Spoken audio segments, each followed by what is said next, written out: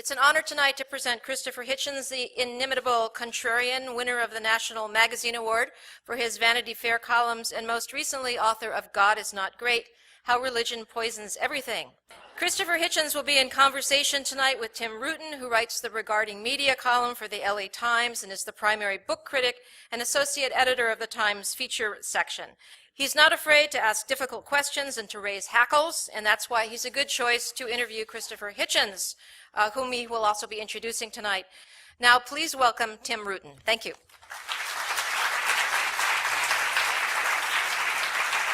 First of all, thank you all for coming, and I could see that many of you made a great effort to get here, and it's very much appreciated. It's my great pleasure to introduce to you my great friend and longtime conversational adversary, Christopher Hitchens, for several reasons, because I think Christopher's role as probably the greatest literary journalist of our generation, of my generation, is widely misunderstood. Christopher is often described as contrarian, by which the meaning I take from that is someone who continually takes an oppositional position. It isn't really true. Christopher Hitchens has stood for things, and he has maintained them, things like free expression, things like open inquiry, things like humane and decent societies. He stood for those things when other people were willing to let them go by the boards. I guess that makes him a contrarian, but I think of him more as he puts it, as somebody who comes from the other island, whose family did at least. To me, he's a rooted man. He's rooted in great things, things of great value, and we're going to talk about some of them tonight. We're going to disagree about some of them, and then we'll hear from you. So I hope you'll join me in welcoming Christopher Hitchens here to Los Angeles.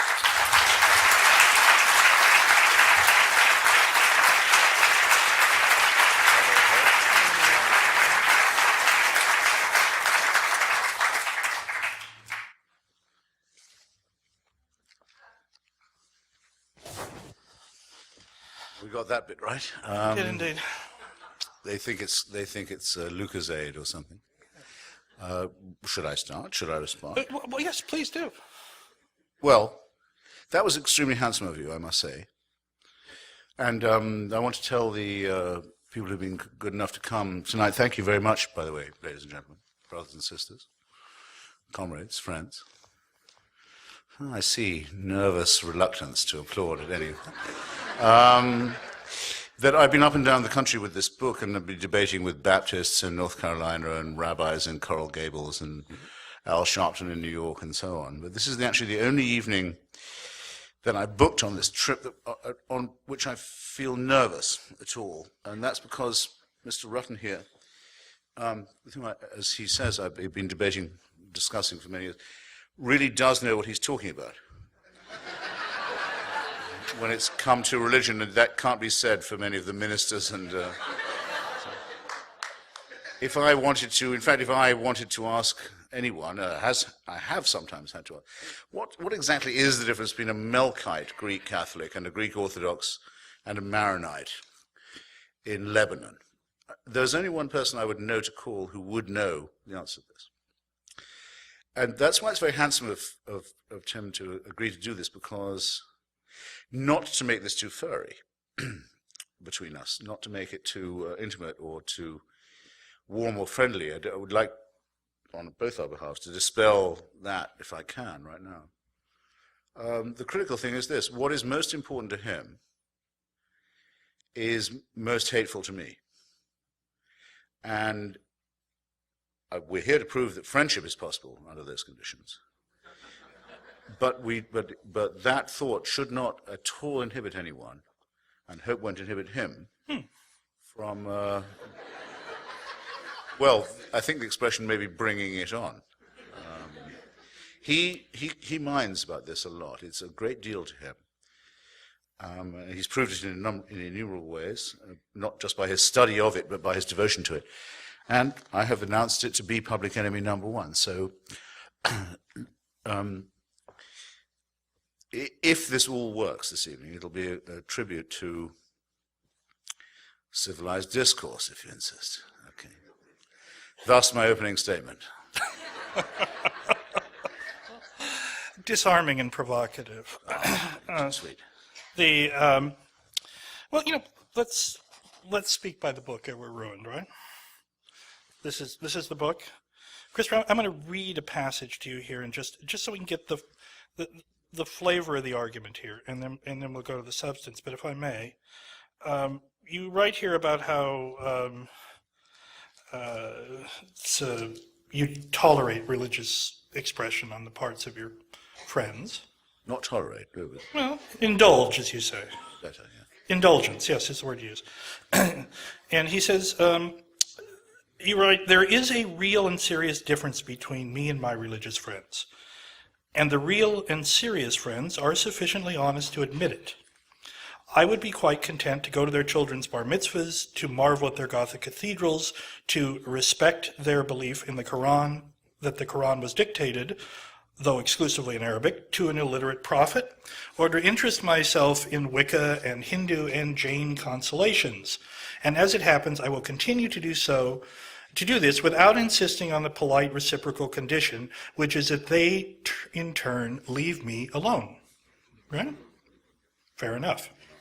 But this religion is ultimately incapable of doing. As I write these words, and as you read them, and as you listen to them, people of faith are in their different ways planning your and my destruction, and the destruction of all the hard-won human attainments that I have touched upon. Religion poisons everything. So religion is ultimately incapable of leaving people alone. Is that correct? Yes, I think it is, because why not start with the benign? This isn't going to go on for too long, by the way, this benign version of our disagreement, but right. Why not continue with it for a little bit? I mean, for example, you, as a very, very serious Roman Catholic, must look at me and think, if you're true to your faith, I can't watch this go on any longer. I don't want Christopher to go to hell. It's not right to do it. I have a responsibility to prevent him, to exert my best efforts to stop this from happening. I can see him doing it. It's like watching a friend become a hopeless alcoholic or a drug addict or a serial killer. I must intervene. I may not watch this. I must do my best. And I know that you ought to be thinking that, and it makes me very nervous. Just as I was debating with a Calvinist in Georgia the other day, I said, well, look, do you, since you say you're Baptist, do you affirm John Calvin's teachings on hell and predestination, or do you not? And if you do not, because I know Southern hospitality often inhibits people from telling guests that they're going to hell on the first night of their stay in there. Trying to make it easy for him. Not if you're Catholic. But if you don't think so, could I know on what authority you don't do this? On what authority do you disagree, as well as on what authority you do? So, when, for example, now moving to the vulgar side of your church, the only Catholic who almost every secular person I know admires, or used to admire, Mother Teresa, the so-called Mother Teresa of Calcutta, journeys to the country that I know matters most to you, Ireland, to say no one in Ireland should be allowed to be divorced. I've arrived in Dublin, a town of which I know nothing, capital of a country about which I know nothing, to support the view of those who say that there can be no change in the Irish Constitution. Sorry, the Irish Constitution, which forbids divorce. We don't just forbid it for Catholics. We forbid it for everybody. And it's praised by everyone. Finally, Mother Teresa's come to aid us in the argument. Right. And while she's there, takes the opportunity to say that not only should Irish people not be allowed abortions, but nor should they be allowed contraception. She's not saying, I have a great relationship with Jesus, and I have a wonderful church and a wonderful faith, and it makes me happy. She's saying it better make you happy too, because whether you agree with it or not, we're going to impose it on you. Now that distinction must clearly be apparent to everybody here. The same is true of our Muslim brothers and sisters. They say, you may not know it yet, but our prophet had the last revelation, the only one. Right, the final one. There's always a final revelation. Ultimate one. Yeah. Your revelations were not bad. We agree with you about the virgin birth. We agree with you about various of the more horrible Mosaic prohibitions. You notice that Islam plagiarizes from Judaism and Christianity only the most horrible bits and leaves out the Greek stuff. It does. But they do all that. They say, well, we even think you're people of the book. They tolerate you, in other words. They say, we tolerate you. I'm not going to be tolerated by these people. They say, but we've got something last and final, ultimate. You only need this one book. If you only get round to believing in it, you would be happy. But we can't be happy until you do. Now, I'm very sorry. I'm extremely sorry to say this, and I'll put it as mildly as I can, but I decline to be spoken to in that tone of voice by anybody. I hope that's plain. Fair enough. I hope that's absolutely plain. I won't be talked to like that. I'm not going to be tolerated by the admirers of an illiterate Middle Eastern peasantry. No, I see that. I think we'd be better off outgrowing it.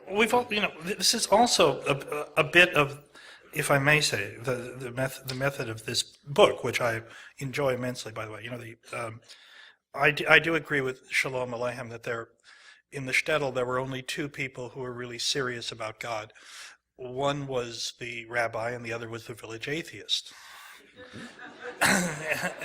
Everybody else was just sort of going along. Now, No, but wait, I have to do this now. You've done Go right ahead. The third was the guy, it's mentioned in a great story by Irving Howe, which I think he borrowed from Isaac Singer, the man who stands on the wall of the shtetl. I think it's the town of Helm. And when the visitors come, he's always standing on the city wall looking out over the plains. And they ask him, well, what are you doing there, just standing there? And he said, no, I'm not just standing here. They pay me to stand here.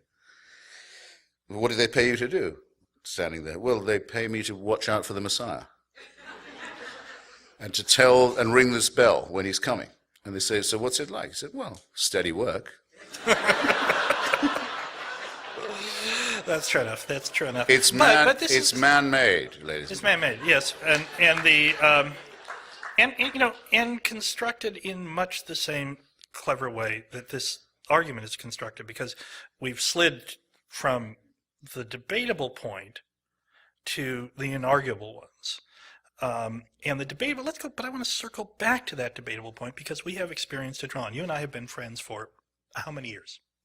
Well, I remember very distinctly when I first met you, which would have to be 83. 83. So we're getting on for a quarter of a century. Or a quarter of a century. Of doing this. And we even did a film together on religion. Mr. Rutten and I circled Los Angeles interviewing everyone from Lubavitcher rabbis to New Age mavens to Wiccans and Satanists. And the people who worship the atomic bomb. Remember them? Yes, I remember they were the followers of a deranged Polish countess. I remember the bomb was, but then eschatology is one of my big worries, especially now, because all religion, in a sense, has to hope for the end of days. Right. Does hope for it. But Christopher, secretly or openly, wants this to be over. It's one of the things I don't like, I have to say. Well, of course, yeah. But they can. I don't mind if they go, but I don't want them taking me with them. Rapture yourself, big boy. But Christopher, in all this time, have I ever made a single proselytizing remark to you? No, you have not. But and it wouldn't be your style. But that's why I took you up, perhaps preemptively, on your very serious and devout Catholicism. In that, I think it could perhaps only have been good manners. No, I don't mean to mock. I don't mean to say anything. What about just respect for another person's conscience? Indeed, but you ought to have said to me, "Look, Christopher, at least in your own, within what I understand to be your own lights, and you could very well contradict me now, and I'd have to accept your negation. But it seems to me, from what I've read of your doctrine, that you ought not to be watching me without trying to save me. A word from you would have impressed me, by the way, if you'd said, look, Christopher, that was fun. We had a great evening. Most of our friends are secularists. Where we all know the jokes that we can make. But do you mind if I just detain you for a minute before you go home? Are you sure? Are you sure I can't help you to save yourself? But that would be profoundly disrespectful. No, I wouldn't have minded in the least. It would be, yes, it would. Someone might ask you a question, and you would be available in response. But I think this undercuts this notion that and it's one of the threads that runs through this book is the necessity of making valid arguments in this absolutist way. And I wonder, is it necessary to state these propositions quite so absolutely to find any use in them? To say that some forms of religious expression are destructive, just in the same way. I mean, look, there are some religious systems and sets of religious beliefs, like some people, who are no damn good. But that's not the tenor. That's not the tenor of the argument you've advanced here. No, I mean I'm only a poorly evolved mammal, half a chromosome away from a chimpanzee, or the pig, as you point out, or indeed able to take a heart valve from a pig, and may possibly soon be in need of same, or a skin graft, which would negate quite a lot of religion right there, by the way. Kosher, I'm not. Okay, and I think religion shows every sign of having been invented by a species that is half a chromosome away from a chimpanzee. But I still take what the religious believe to be, in that sense, morally serious. And I can't write a book for everybody I meet, which I discovered on this tour I would essentially have had to do. They say, listen, I don't believe in the virgin birth, I don't believe in the rapture, I don't believe in predestination and hell. And so people who've said up till then that they're Catholics, Calvinists, Muslims, they say, well, that's what your texts say, that's all I can write about. If you're all going to take it a la carte and decide which bit you believe, I still want to know on which authority you don't believe it. Now, you're interviewing me, as it were. Yes. But so I shouldn't return the question. Oh, please go right ahead. If you do not believe that Jesus was born of a virgin, had God for his father, went through unbelievable suffering to be the vicarious recipient of your sin, your guilt, take it away from you, didn't in fact die, but rose again, and will come again to judge the quick and the dead. If you don't believe any of that, the Nicene Creed, you're not really a Catholic, it seems to me. This is absolutely true. And since I find great difficulty in believing that someone like you does really believe this, I don't know what book I should have written to unpersuade you of something that you can't quite apparently get your mind to assimilate. Well, I guess what I'm getting But at, I would say that your doubt is a point for me rather than a point against. No, I would say that one of the deficiencies in this immensely thought-provoking book is that it does not allow for the progress of religious institutions along with other human ones. And one thing that anyone who claims to be a religious believer today must have forsworn, not only in a formal way, but I think in their hearts, is any notion of coercion. Because religious coercion has, undoubtedly proven to be something evil. And that brings me to, if I may, since I am the interviewer, absolutely, the point of privilege here. There's a wonderful, wonderful argument that you raise at the end of the book that you call your anticipated objection, where you go to the question of the terrible killer societies of the 20th century. Yes. Your own experience with some of them. And you lay out a series of arguments about the problem here is that if we look back across this terrible century that we've just completed, murder occurred on an unimagined and frankly still unimaginable scale, and it was done primarily by societies which were formerly atheist societies where atheism, which you advance here as this, as the necessary good, the unavoidable good. That was the official orthodoxy. Stalin did not act in the name of Russian orthodoxy. Hitler did not act in the name of Christianity. Mao did not act in the name of Confucianism. North Korea, which as you say, you still cannot remember without a shudder,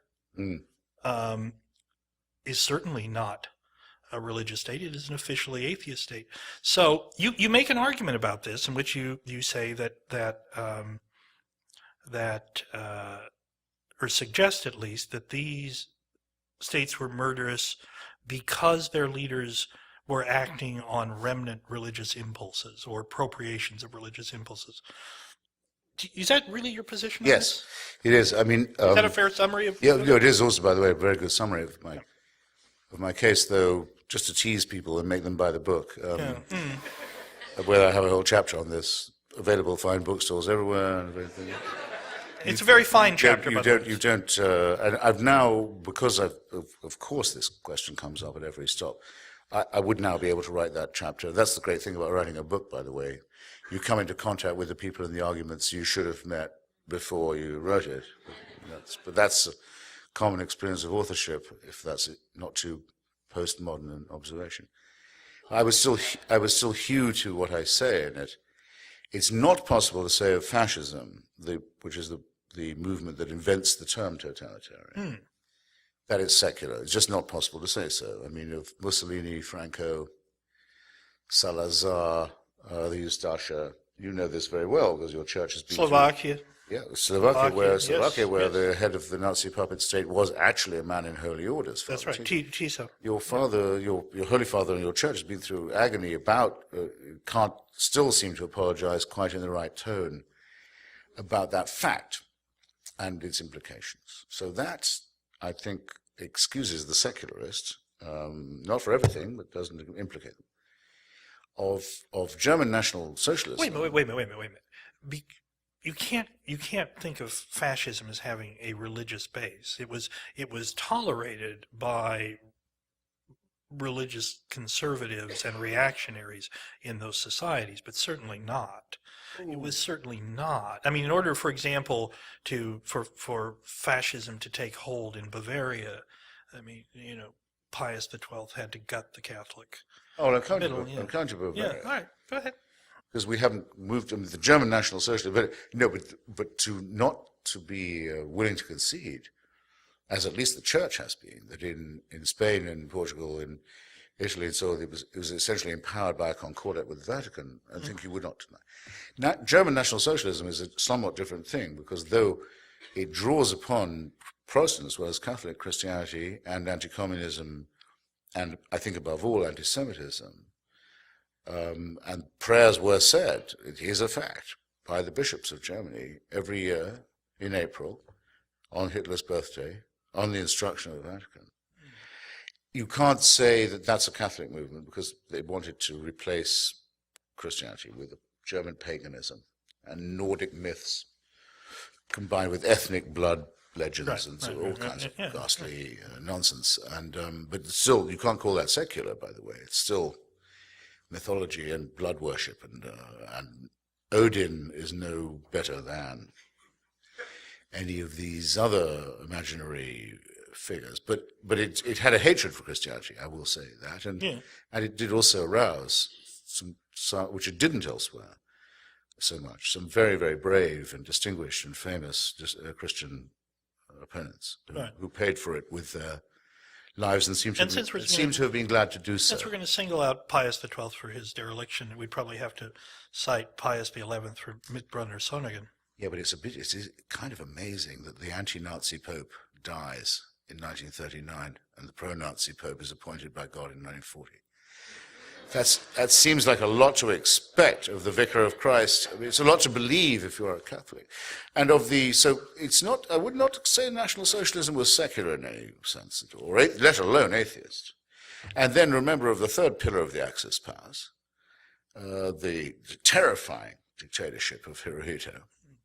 It's held in power by two considerations. One, its leader is not godly, but is a god. Is himself a god, yes? And its ideology is Zen Buddhism, which is the training of its soldiers. This was Shinto, not Zen. No, Zen too. Brian Victoria's book, which I mentioned in my book, Zen at War, absolutely confirms it. Zen discipline was the order of the day in the Japanese Imperial Army. Shinto too, I think it was actually more Shinto that trained the kamikaze idea, but Zen as well. And the leader is himself a god. That's not a secular state by any means. By the way, I don't know if this is true because I haven't checked, but it comes from a good source. Some of you may know Michael Krasny, who does this brilliant show, and interviewed me the other day in San Francisco, home of the American Buddhist. Said, had I followed the genocide trials in Cambodia? And I said, you know what, I've been busy, I haven't been doing this. I probably should have done, I used to. Civil society has recovered in Cambodia to the extent that it looks as if the Khmer Rouge criminals are going to be tried for genocide now. Right. The Buddhist party in Cambodia doesn't want it. It says, why do this? All those people who were killed had committed sins in previous lives. This is a mental surrender, and a moral one too. This kind of contemplative nonsense, turn off the mind and you'll have bliss, has ghastly consequences. The sleep of reason brings forth monsters. That's Buddhism.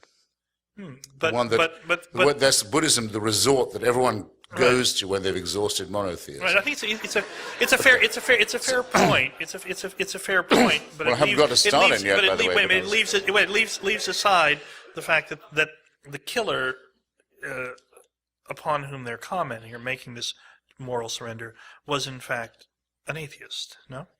Well, the name of you mean in Cambodia? I mean Pol Pot, yes. Yeah. Well, in Cambodia, all I know, and I know this much, is that the ruling power, the mysterious, ultimate, absolute, was called the Angkar, which is a reference back to Angkor Wat and the ancient Buddhist mysterious dictatorship that existed in the Stone Age of Indochina. Right.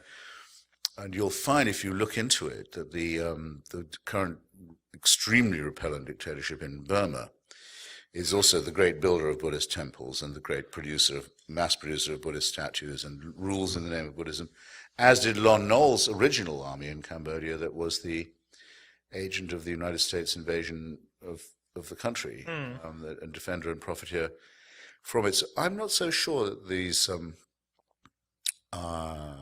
I'm not so sure that if you change your climate from east to west that you escape human irrationality or civility. It seems to me that it follows you wherever you go, as long as you're willing to surrender your mind and to put your trust in faith. I think the outcomes there are always the same. Sleep of reason will bring forth monsters. I may not know much, but I think I know that much. I think that's quite correct, but it doesn't get around the fact that Pol Pot and the Khmer Rouge were an officially atheist party. Well, I'm not sure, you see, if they were. I think they had Buddhist, a sort of ancient ethnic, pseudo-confessional, mystical nationalism to them. And I haven't answered your question about Stalin yet, and because I've babbled a bit, I ought to. I don't want anyone to think I've dodged it. Well, put it like this, with communism, which is, unlike fascism and National Socialism, officially materialistic. You're Joseph Stalin. It's 1917 in Russia. Millions of Russians have been told for hundreds of years that the head of the Russian government is something more than a human being. Not a god. It's not as bad as Japan. And not quite a pope either, but he's the Tsar is the head of the Russian Orthodox Church. He stands between heaven and earth. Mm-hmm. A bit more like the Middle Kingdom. Servility and credulity is en masse inculcated right across the country. Millions of people know no better. If you're Joseph Stalin, who, by the way, this is an opportunist point of mine, but I have to mention it, was a long-time seminary student, had rehearsed to be a priest. You shouldn't be... Was he not expelled? I think he may have just cleared out, but I think he one was way or expelled. another. Yeah. But you shouldn't be, if you're Joseph Stalin, you shouldn't be in the dictatorship business if you can't exploit a great pool of credulity and servility like that. There you have it. It's waiting. All you need to do is say them the news are. And what happens? A new inquisition, a heresy hunt, show trials. The traitors are among us. The heretics are here, trying to poison the wells. Miracles. Lysenko, our great new biologist, has shown how we can grow 25-foot wide tomatoes that will feed an entire family. Stakhanovite saints. The entire thing is completely replicated and collapses, as the Inquisition did. And so, now, so Stalin is murderous because he's an imperfect well, it's a atheist? replication. It's a surrogate for the same thing. It's a replication of a counterfeit, or if you like, a true bill copy of the same thing. But here's what you need to have a level playing field between your point and mine. You would need to find a society hitherto pious and devout, and organic and stable, that adopted the views of, and inculcated, tried to teach its children the principles of Lucretius, Epicurus, Spinoza, Galileo, Einstein, Thomas Jefferson, Thomas Paine, Bertrand Russell, the first person the greatest atheist of his day, and the first person to work out that Lenin was a new god, by the way, to adopt those teachings, and then to see if that society fell into famine, war, tyranny, torture, gulag, and so on. That would be the fair test, and that test is yet to come. But I believe myself that we can recover the lost connection, the one that monotheism severed between Athens and Jerusalem. And we could get back a world where philosophy was valued. The beauty of science was considered worth studying and worth revering even. Where literature would be the key to the study of ethics and morality. And if you wanted the transcendent, you'd have love and sex and music. And you wouldn't need any supernatural permission for any of this nonsense. Well, I think I miss it terribly. I feel as if something was torn away from me before I was born by the loss of that. But we're smart enough to get it back. If only we will leave behind the hideous nonsense of the holy books and the vile preachments of those who want the world to come to an end. Well, I'm for that. I'm for that. Good. Let's see. On the other hand, has there been such a place? Well, I mean, I hate to sound like I'm speaking on behalf of our fallen nature, but has there been such? Well, a the place? country I happen to be. May I use an expression? Are we going to get Andalusian Spain now? May I just say something that Yes, please. I hope doesn't seem too populist, but an expression I've been waiting for a long time to employ. Not to you so much, but to you too, but to the audience. My fellow Americans. I've been wanting it a long time to say this. I took my oath of citizenship last month on the 13th of April, which is my birthday and also Mr. Jefferson's birthday. I'm his biographer. At his memorial in Washington, D.C. by the tidal basin, just before the cherry blossoms were blown away by the next breeze. And I was able to take my oath and say that I specifically wanted to take it to the only constitution ever in human history that doesn't mention God, and doesn't mention religion except to separate it from politics. Right. And to the preamble to the Declaration, which mentions only a creator but no intervening God. A personal God, no intervening one. And to say how extraordinary it is that most Americans born to this right and this beauty don't appreciate it because it comes to them as a birthright. And the Virginia Statute on Religious Freedom, the basis of our fantastic First Amendment, means a huge amount to me. No tithe can be paid by any American to any church. The government has no right to tell anyone how or where or in which way to worship at all. And that in response to the petitioners of Danbury, Connecticut, The president wrote back to them and said, there will be always a wall of separation to protect your rights and your freedoms. So I have a new slogan. Mr. Jefferson, build up that wall.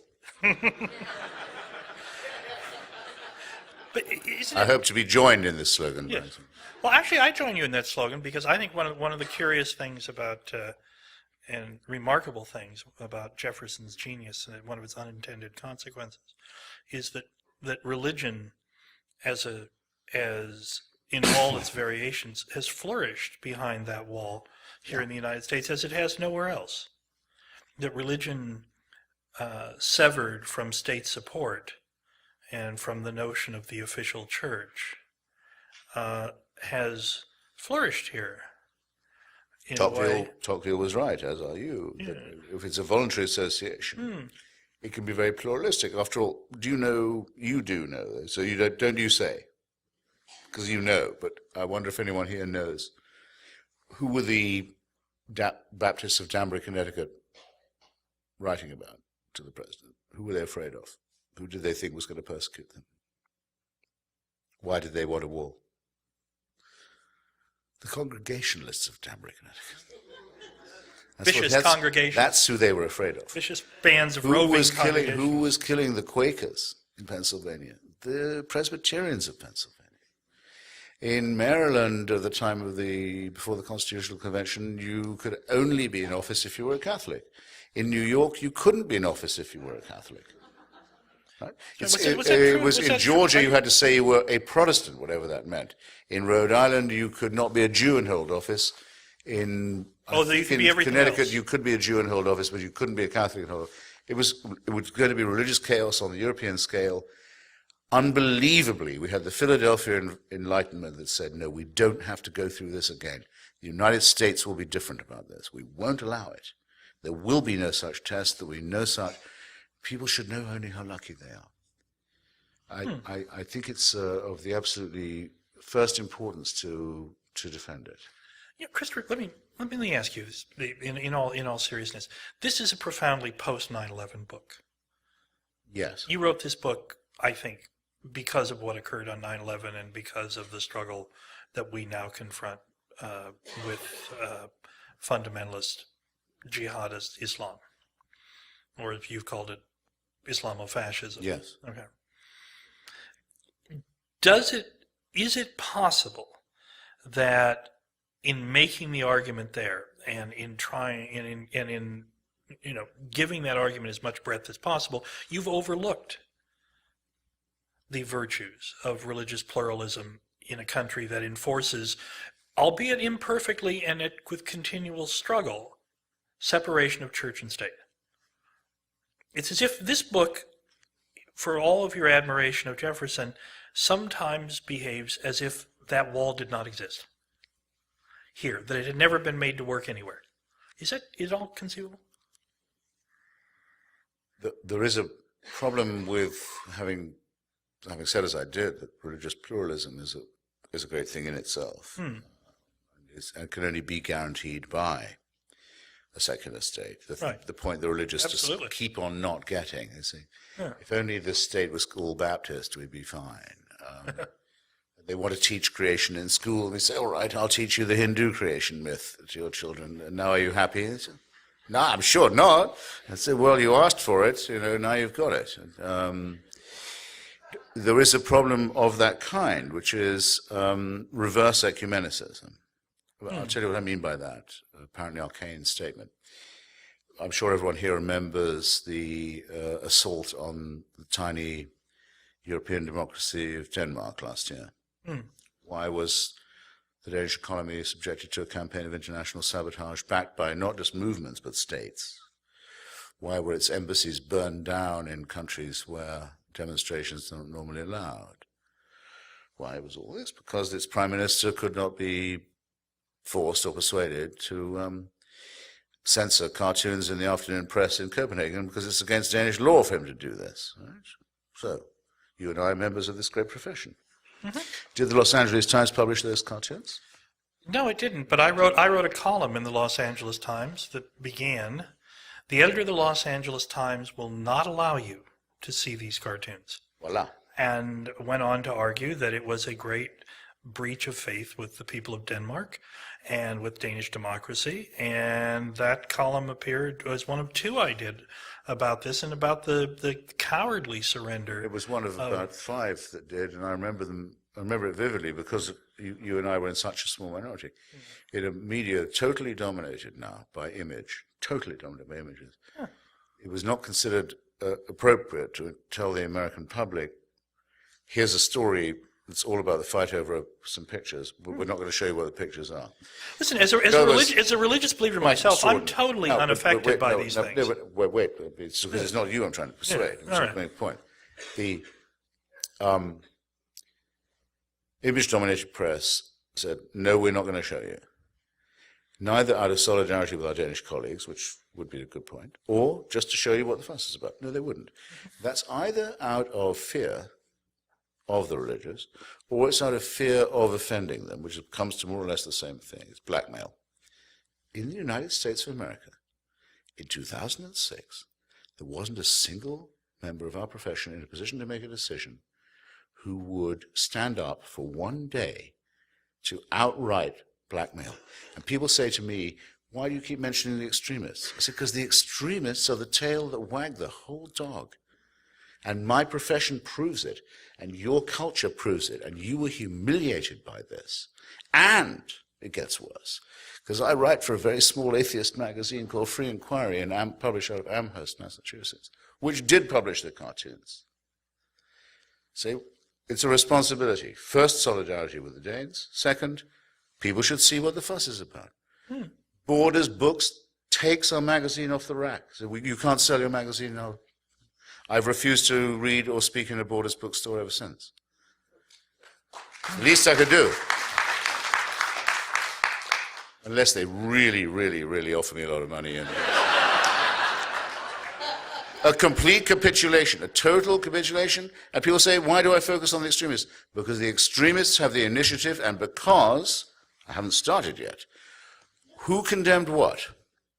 I remind you, individual Scandinavians were murdered everywhere from Afghanistan to Nigeria by this hysterical, prearranged campaign.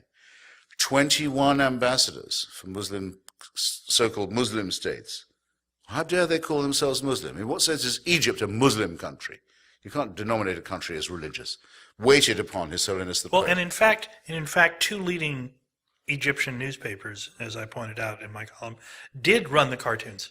They're braver than the American papers. But His Holiness the Pope condemned what? The cartoons. The State Department condemned the cartoons, not the violence, not the campaign of intimidation. The Archbishop of Canterbury condemned the cartoons. Every church I know of condemned the blasphemy of the cartoons, not the campaign of murder and sabotage and intimidation. In other words, ladies and gentlemen, the barbarians are not at the gate. They're not at the gate. They're well inside. And who held open the door for them? The other religious did. It was the same with Salman Rushdie. When the Ayatollah Khomeini offered money, publicly, in his own name, without shame, for suborning of murder of a novelist who wasn't an Iranian, who lived in England. A pretty radical attack on what we think we live by, what our Constitution stands for, what Mr. Jefferson, Mr. Paine thought it was worth fighting for. The Cardinal Archbishop of New York, the Chief Rabbi of Israel, His Holiness the Pope, the Archbishop of Canterbury, all condemned what? The novel, the author, for blasphemy. Now get used to this, because you may be living in the last few years where you can complain about it. Because the religious really mean this, you know. They are not just joking. They really mean to abolish everything you care about, and they want to take away everything you love, and to destroy everything you have, and to replace it with a Stone Age ideology derived from the desert of Palestine in a very bad time in human history. Now, and just because they were there first, they think they own everything, and they think they have the right to tell you what you can think, who you can sleep with, what you can eat, what you can read, and they claim the right to make you afraid, even to read, in the United States of America this year. So I don't want to hear from anybody that my book says, well, don't judge religion by its extremes, okay? Don't do that. Well, we would distinguish, say, the cowardice of the Archbishop of Canterbury from the murderous violence of, say, Amin Zawahiri. Would that be a fair distinction? No, because the Archbishop has prearranged his capitulation to them. He thinks they're people of faith. The Archbishop of Canterbury says, I don't care if there are schools in England, this is happening now, that are run by Zawahiri supporters. I don't mind it, as long as you allow special schools for Christians and Jews, and also special different schools for Protestants and Catholics. If you allow faith schools, we'll allow them to have their faith schools. Cultural suicide. Cultural suicide. Don't let it happen to you. Don't let it happen where you live. Look at how wonderfully it worked. You know it very well. What happened in Northern Ireland when it was allowed to segregate Protestant and Catholic schools. After all, they have different faiths. Oh, they do? I thought they were both Christian. I can't arbitrate this. No, they should have separate schools. They should never meet, never intermarry, never socialize. Beautifully that worked out. Now let's have it for Jews and Muslims too on the mainland. Let them all lie to their children. Let them all give their special myth. Let them all say to them that they're different. Let them not tell them that they're members of a civil society or a country or a nation. Let them denominate themselves by faith. Can't wait to see what happens. I think I know what's coming. I don't want my beloved country of birth to be turned into some fucking Lebanon by people of faith. I don't want it. I'm going to fight it too. And you should get ready to fight it when they try it in your case. Don't allow this. Putting the word faith in front of something is no excuse for barbarism and cruelty and ignorance and stupidity, just as putting the word reverend in front of a stupid name like Falwell or Sharpton doesn't mean you should be on MSNBC. Learn to resist it because you're going to need to. Well, Christopher, this is about you. I'm right there resisting it with you as a and the Archbishop of Canterbury. Of the values of I learned in Catholic school. I'll be there with you, resisting it, because of the values I learned in Catholic school. You will, and you should, because after all, the Archbishop of Canterbury, until who you mentioned as a bland, a benign bloody figure, prod, yes. who looks in his own person at present, this Welsh comedian, Rowan Williams, looks exactly like a sheep. He's supposed to look like a shepherd, but he looks like a sheep instead. One of my earliest uneases, by the way, was, why do I have to call myself a lamb the entire time? I'm not a sheep. I don't want to be called a sheep. Why do they call me a member of a flock? Sure. Isn't that kind of a tip-off?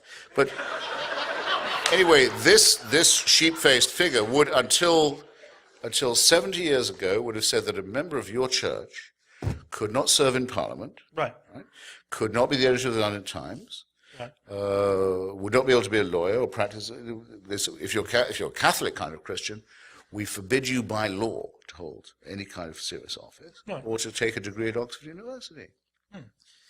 When the present Queen of England, Ms. Mirren, dies, at the moment of her death, here's what you have to understand. At the moment of her death, because Tim is asking a very serious question. Yeah. He's asking it in a humorous way, but it's a very serious question. When she dies, her slobbering, chinless dauphin of a son will become not just the head of the state. This is what it is not to have a secular constitution. He'll become defender of your faith. He will become the defender of the faith, the head of the church, and the head of the armed forces at the moment of her death. This is what you get when you found a national church on the family values of Henry VIII. Yes. Well, you'll get no argument from me on that. But it's considered by us to be.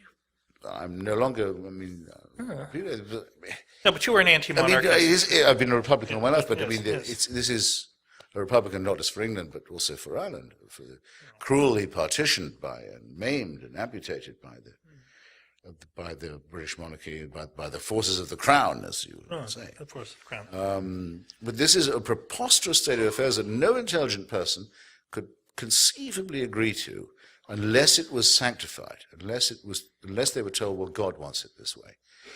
And I know we're getting to the end of our... We are coming, but there's two things I want to... Don't listen to people who say that religion may not be true, but it makes people behave better. I was going to avoid that point. Religion isn't true, and it makes people behave worse and say stupid things they wouldn't say if they had senses about them. It makes some people behave better, and makes some people behave worse. Just a couple small points, and then I was going to ask you to read something before we went to questions here. Oh, goodness. Goodness says anything. Just a couple small points. One in correction and one to help you out for further arguments. I knew he was going to be like Catholics this. were never enjoined to eat fish on Friday. They were prohibited from eating meat, and so ate fish by choice. So you might there'll doubtless be another printing. You've missed your. No, it's a serious point. You've also missed You've also missed one of your great opportunities, since you're very fond of Tertullian. Yes. And I think not since a very ancient English Jesuit of my acquaintance I met anybody who quoted Tertullian quite as much as you do. But you've missed his most extreme pronunciamento, which is that any woman who swallowed semen in the course of oral sex had committed cannibalism.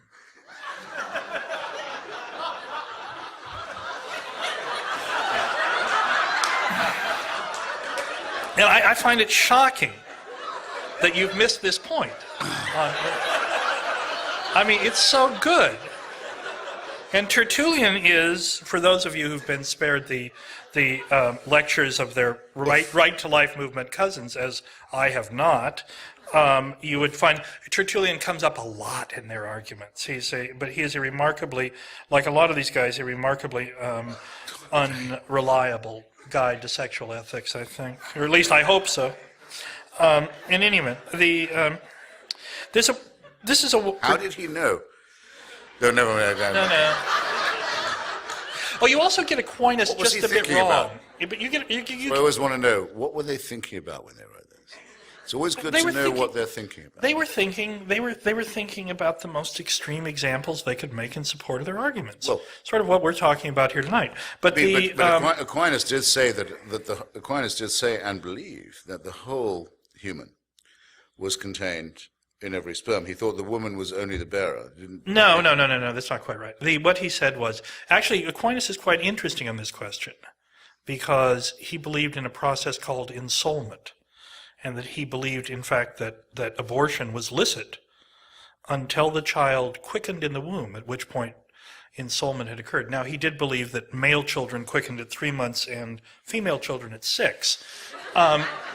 But that's another kind of problem. Who doesn't know that? Yeah, who doesn't know that?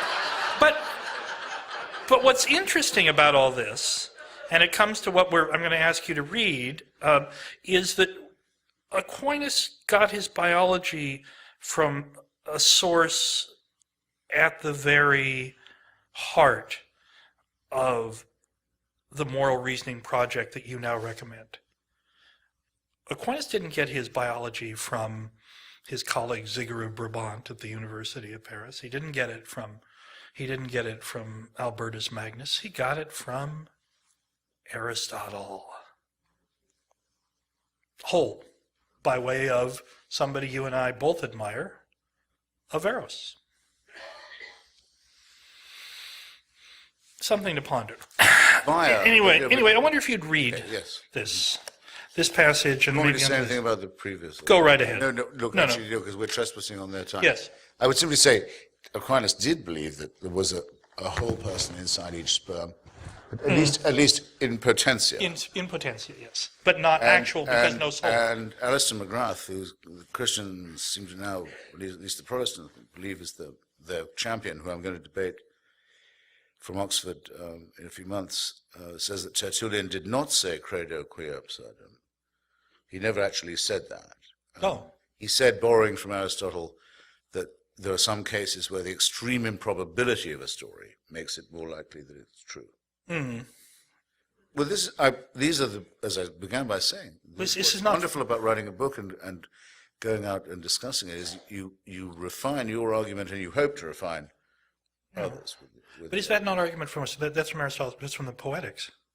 Yes, but But and I don't think that, finally, that anything that they got back from the Greeks was just returned to them. I mean, it had to come back by enormously sinuous routes from Andalusia and Baghdad Yeah, you are to Peter very- Abelard, you are- where they had for so long denied themselves the possibility Right. that there could have been the Nicomachean ethics or any other discussions of morals before Jesus Christ. How could it be that there could be any Sure. ethical But so, knowledge you remember before- Erasmus's great remark upon reading Socrates for the first time? When Erasmus read, he didn't have Greek, so when he finally read Socrates there in the High Renaissance in Latin, he read it and he wrote in his journal, "A pagan wrote this, and yet it has justice, truth, and mercy. I can hardly restrain myself from saying, Saint Socrates, pray for me."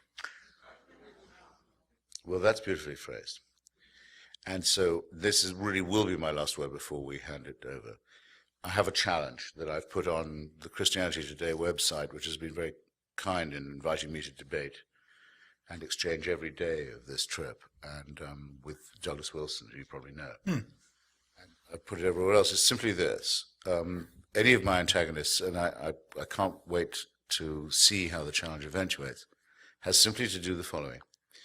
They must, and this includes you, my dear, they must come up with a moral statement made or a moral action performed by a believer, it gives them a huge range of possibilities, that could not have been made or not have been performed by a non-believer.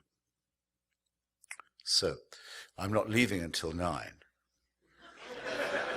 And I won't leave while anyone can say I didn't answer a question. So that's my challenge.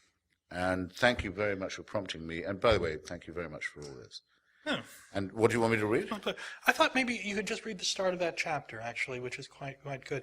And before you do, I do think that you're a little light on the heavy lifting done by the great triumvirate Aquinas, Averroes, and Maimonides in reconciling faith and reason. And I would, in fact, say to you that the problem of militant Islam today really stems in large part from the different choice that Averroes, who we both admire, and whose tomb or his monument we've both gone to, we have a mutual admiration for Andalusian Spain.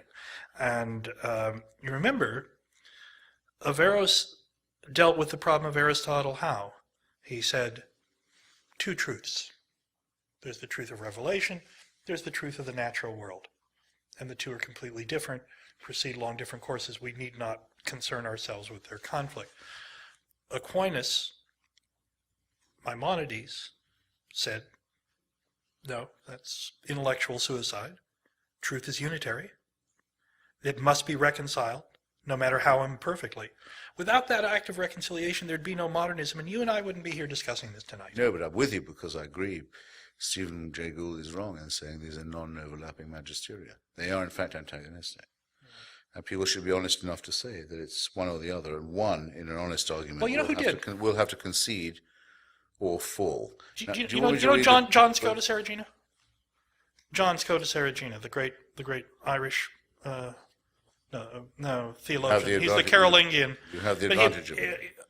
Erigena, at the court of Charles the Bald, in the Carolingian court, said that truth and reason could never conflict, and that when they appeared to, it was the human duty to give the benefit of the doubt to reason, because it was our only tool of reckoning.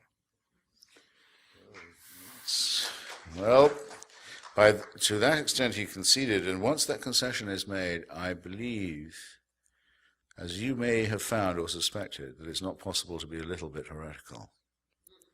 There may even be people in this room who... Please read. Now, do you want me to read the quotations as well? You may indeed. Yeah. Well, he wants, but I really feel soon we should make room for it. Make room, please. Well, it's my chapter 5, which says the metaphysical claims of religion are false, a bold statement. And I front it with 4 quotations. 1, I am a man of one book, that's Thomas Aquinas. We sacrifice the intellect to God. That's Ignatius Loyola. Reason is the devil's harlot, who can do naught but slander and harm whatever God says and does. That's, as you all know, Martin Luther. And then shifting to someone with real culture and sensitivity, and I must add, a love for Christianity, the faith from which he was excluded by his own personal desires, W.H. Auden, in a beautiful poem called The More Loving One. Looking up at the stars, I know quite well that for all they care, I can go to hell. I think that's... How long will you want? That's it? I think Okay. that's totally done. Well, it's been very nice for you to be our prisoner.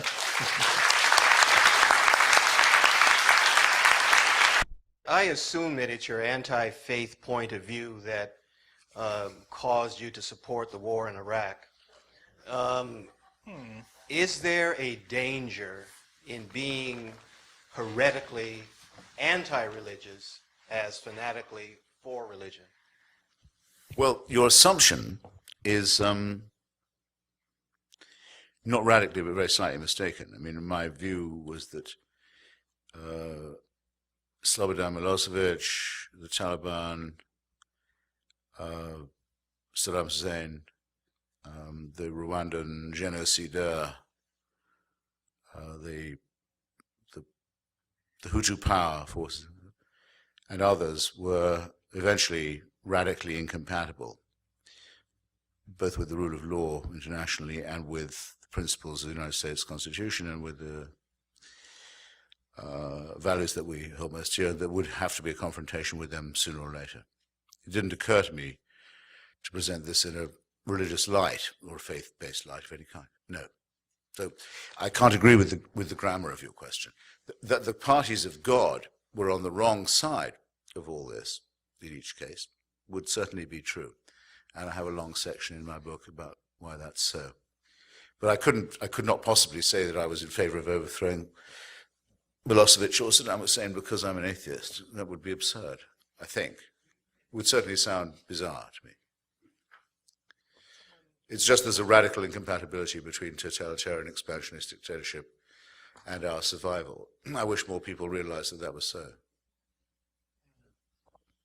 Someone in this section, and we'll move across. No?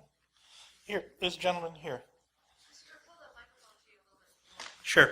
Oh, was that a complete waste of my breath? All that? It's lovely to think that all that was wasted on the desert air. Gotcha. Oh, shit, now it's full now. I just thought I had a carrying voice. Hey. Hi, how are you? Too soon to tell. Enjoyed the talk. Now can you hear me? Yeah. Yes, thank you. I'm a believer, so I have a Believer in what? well, it doesn't matter, but That's what I think. we're here. So I'll take you up on that Look, challenge. I didn't plant this guy. I mean, I promise you. Daddy, I told you not to do this. So I'll take you up on your little challenge. So my problem with the Do it briskly, if you don't mind. okay, sure, with the with your argument as well as the atheist argument, which I'll call the objectivist argument, if that's okay. No, it's not. Okay, well, let's say I'm not a Randian. okay, well, according to from what I've Do I heard look you, like a from Randian what I've to heard you? you say, no, not at all, actually. Atlas slumped. Right. The problem with what I hear you saying, and also what I've read in other, like in Dawkins' book, is that the problem with denying religion in its entirety is that, to me, there's an aspect that none of us can deny, believer or not, to ourselves that's boundless, right? If someone were to knock me on the back of the head, they could take out a lung, arm, whatever, or not even touch me, and without any conscious, objective reason, I'm going to be here. I'm going to be okay. And so it seems to me that that aspect of boundless is something that we need to deal with. Science doesn't deal with it, or can't deal with it yet, because it's tied up with consciousness and our very being. And it seems to me that religion is the province that, however ineptly it happens, however ineptly they're doing it, deals with that aspect of boundlessness within us all and every object around us. We're all part of the universe. So how do you reconcile to that? or deal with that question? It's for me, right? No. Well, I can tell you, well, okay. If they keep taking those limbs and lungs away from you, by the way, it won't go on for all that fantastically long. And even if they don't, and all your sound in wind and limb, as we used to say, those were, in fact, the precise words, it still won't go on that terrifically long. It just isn't. And we live on a very small planet, in a very minor solar system, on the very edge of a gigantic galaxy, where the remainder of the planets, just in our own solar system, are either too fucking hot or too sodding cold to support life of any kind, as is true of very great swathes of our own planet, which is on a climatic knife edge, as if we didn't know before, we know now. So to say that this is the center of the universe and the whole objective of the cosmos is to produce this conversation is an extraordinarily self-centered thing to do, it seems to me. Yeah, and also doesn't, in return for its self-centeredness, which might be excused in the Randian terms, at least let's think we're gods, at least let's believe that we are the most beautifully charismatic sex maniacs who've ever appeared on any planet, doesn't yield any knowledge, doesn't help us in the least to clarify anything. No, I think we would do much better to understand our place in the cosmos. And I think if we did, we'd turn to each other with a little more respect and concern and compassion and understanding. And maybe to the people who we found are spliced into our own DNA as well, having this wonderful sequencing, having abolished racism and creationism at one stroke, I regard that as a huge step forward, I must say, to understand one's kinship with all other humans, with some other animals, even with vegetables and plants. It doesn't make me feel worse, it makes me feel better. It also makes me feel I know where I am, which the other stuff simply doesn't. So I wouldn't trade that for any of your pseudo-universality. Sorry. Why don't we here? This gentleman. Well, thank you all very much for a very profound dialogue about what I see to be about tyranny versus human freedom in the mind and the spirit. But we know who made his points, huh? But both a man of faith and a man not of faith have completely slurped up the new civic myth and religion, which we identified as GWAT, the Global War on Terror. So let's look at the myth. You right? Is there a question? Yes. Please? So this, okay, good question. Quickly. Being that anyone with moral and intellectual fortitude who looks at the evidence of that day sees that no Al-Qaeda jihadi had the means to schedule the war games that actually stood down Hold it right there. No. Yeah, that's not right. Being that any Wasting your time. Being that any member of Al-Qaeda had no motive to anthrax the leading opponents of the Patriot Act. Wasting your time. I'm not going to ask you. Why won't you answer? You can speak. So here's the question. You can Being speak. that you are an intellectual, and now that You can speak. I'm not bothering with you. I have no time to waste on people like you. Stop it. I can't make you stop. I can't make you stop. But when you stop, it's all over. Okay? Are you going to answer me? No, sir, I'm not. So you believe it? Do you believe? No, sir, I am not. No. Nor am I going to buy. I'm not going to buy a pencil from your cup either. No, I'm not. That's correct. I'm not. Way in the back there, the gentleman way in the back. Thank you. Good evening. That was a big wow from a small mind. Forget it. I have no time to waste on people like you. Very. What kind of person am I? Don't. He's insulting me. He's insulting me. I can't respond to No, leave him alone. Leave him alone as long as he stays quiet. He had his turn. You heard his question. I'm not wasting my time on him. Next. Please. Hi. Just a real quick question. In Sam Harris's book, The Age of Faith, he does seem to leave open the idea of either spiritual or mystical experiences on an individual level. Having just begun your book, I don't know if you're headed in that direction or do you part company with Sam Harris on his position on that? No, Mr. Harris, who's a very brilliant man indeed, and who knows much more about neuroscience than I do, does think that there can be consciousness independent of the brain. And we are at my, I think, very attractive, and I hope I can recommend to you, exquisite magazine, Free Inquiry, having a debate. I mean, he's our newest columnist, and we're having a discussion about this very thing, about whether to be an atheist is to be a materialist or not. Sam Harris is definitely an atheist. He's some kind of a Buddhist because he doesn't think that it's a religion. And obviously there's a case to be made for saying it isn't one. And that kind of conversation, I think, is really incredibly worth having. I mean, I do not know whether a neuroscientific breakthrough will ever discover that there could be a numinous penumbra around the brain that can't be explained by the meat of the cerebellum itself.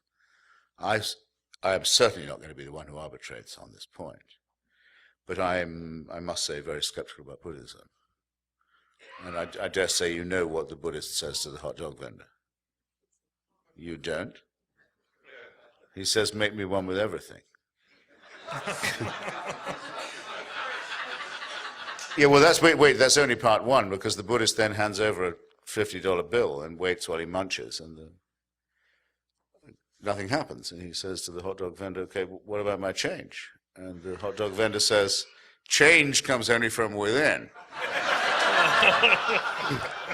I myself have never heard anything more profound than that from Eastern so-called contemplation. And I told you what I thought was the atrocious and immoral line about predestination and reincarnation that the Buddhists take on the massacre in Cambodia. And I don't like the idea of the Dalai Lama being an inherited kingship and godship. I think that's a disgusting idea. And I don't like the way that the situation of the military dictatorship in Burma is one of building entire temples in the name of Gautama Buddha. And above all, I don't like the idea that the Buddha, the Gautama, was born through a slit in his mother's side, because yet again you get it. Anything but the vagina. Disgust for females. Contempt for females. Revulsion from menstrual blood. Revulsion from the female genitalia.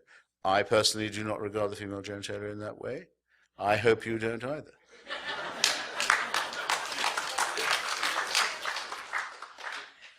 Question up here? Here, here's this lady here. Thank you. No, I didn't say email genitalia. I'm sorry. There's always someone who doesn't get it. I have many, I'm trying to distill some of my thoughts because you evoked an enormous amount of reactions within me. Woof. I consider myself a traditional Jew, and I agree with everything that you have said. I also disagree with the appellations of this is a man of faith and this is not a man of faith. I mean, I think that is very unfair and absolutely very wrong to say. I don't think that Judaism quite fits into your category of religion with a capital R, because it offers you so many different parts of being Jewish. You can be an absolute atheist and be part of Judaism. You could be Orthodox, ultra-Orthodox, conservative, Reform, Reconstructionist, humanist, who does not want to even, I will in a moment, have the concept of God, and also be anything that you care to be, and Judaism accepts you. If some ultra-Orthodox rabbis issue statements that are not in consonance with what you have just said, then we don't have to agree with him, and we're still Jews. So this is my question. Yeah. When, thank you, when Christian religionists and evangelicals say to me, but you don't understand, We have a mission for you. You need to be saved. You must accept Jesus Christ or you cannot be saved. What shall I answer them? God, well, I mean, that's the second bit of the question is very easy to answer. I mean, tell them to fuck off.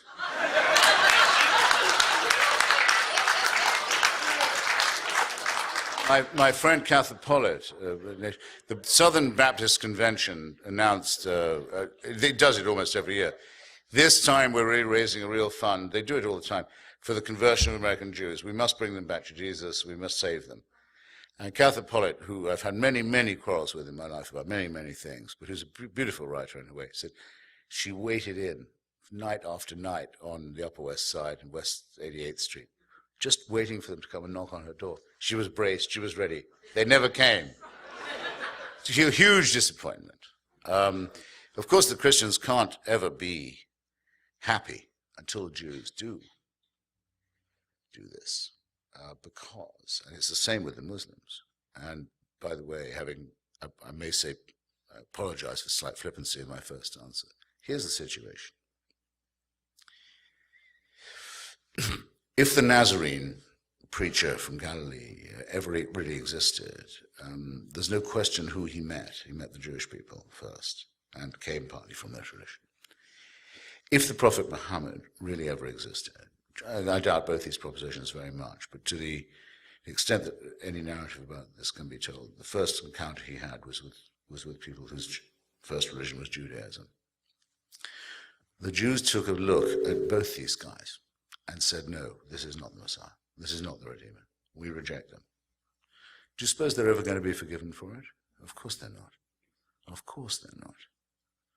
The hatred for there isn't a Christian or a Muslim in the world of a real serious kind who wouldn't have to hope to give everything they owned for a chance of some face time with either Jesus Christ or the Prophet Muhammad.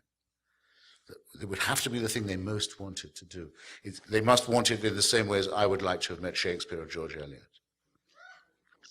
It must be the most important thing to them. And only one people, and it's the same in both cases, met their false prophets. And they both turned away and said, this isn't genuine. Do you think it's going to be forgiven? No. Do you think this has led to a huge amount of violence and turmoil and heresy hunting and fascism and genocide? Yes. Do you think it's over yet? Better not believe that. The worst is yet to come. They're never going to forgive it. That's what you get when you set Bronze Age myths in conflict with each other and let civilized people act as if they're for real. Actually, Christopher, it is possible to take exactly the opposite meaning from that example. Think? Yeah, I think that one of the interesting things about the gospel narratives, at least in the Christian scriptures, is that if you're going to believe any part of the evidence of the Gospels, there were people who heard the Son of God teach them about morality in life and said, turned around and went away. So there was there at the beginning an absence of coercions, and certainly if he was the Son of God, he could have persuaded them through what? Some force or other, but didn't. So couldn't you take a hopeful? You know what? I think not, because I have a passage about this in my book. It's basically an attack on an Australian fascist called Mel Gibson. Yeah. His various demagogies, but which come from, as you know, a very theologically crazy father, right. who wants to reverse Vatican II. If you remember, he wanted to rip out my lungs. Indeed, and mine too, and anyone who came into contact with Kill Frank one of those Rich's people dog. who shouldn't have a drink as well. No, never. But his father's attack on Vatican II was a very serious and delicate one. Now, here's the situation. In his film, he tries to restore the idea of Jewish guilt for deicide, as you must have noticed. Fortunately, a lot of people didn't notice it, but okay, now the church has repudiated this. Yes. Nostra aetate. Now, you'll correct me if I'm wrong, but Nostra aetate is 1968. No, wait a minute, I'm sorry, I'm wrong about that. 60 earlier. And written by an American, by the way. Well, An I American was about to Jesuit. say that it was fractionally earlier, Yeah, it is a little. nearer the time of Vatican II, but Somebody knows? okay, in the 1960s.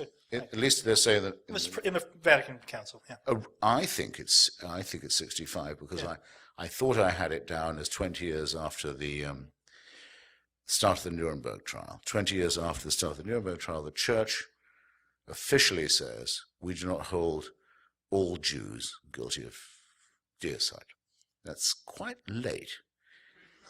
Now, I'm not trying to be funny. Moves very No, slowly. I was actually trying to make you cry rather than make you laugh, but okay, giggle all you want. Why do they wait that long? Ask yourself. It's in my book. Why? Because if the story is true, which I do not believe it is, but if it is true, the only people present, definitely present, certifiably present, are the Jewish people. They were there, and he was one of them. If you say, okay, the Jews are excused, they can go, how can you go on saying we were all present at Calvary? We were all guilty of nailing the hands and the feet. That we all spat in the face of Christ. How can you keep anyone else guilty of this if you have let go the one people who you can be reasonably sure were there? That's why they hung on so long. 2,000 years of lying and bigotry and fabrication and prejudice and pogroms every Easter and hideous representations and misrepresentations. Why couldn't they give it up? Why wouldn't it? Would be so easy if we think of the church as yet another ecumenical thing. Why give it up? Let the Jews go. You've let everyone go. We're not all guilty. We're not all soaked in original sin. We're not all saved by ghastly human sacrifice.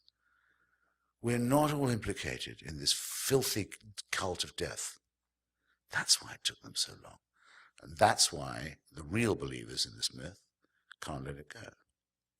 And that's why I'm right, I think, in saying that religion, so far from making people behave better, has always been responsible for making them behave very much worse in barbaric, arcane, elaborate ways that no morally normal person would ever allow. And we would be better if we outgrew this barbaric cultism. And that'll have to be my last word, because it's 8:30 and it's cocktail hour, and from now on,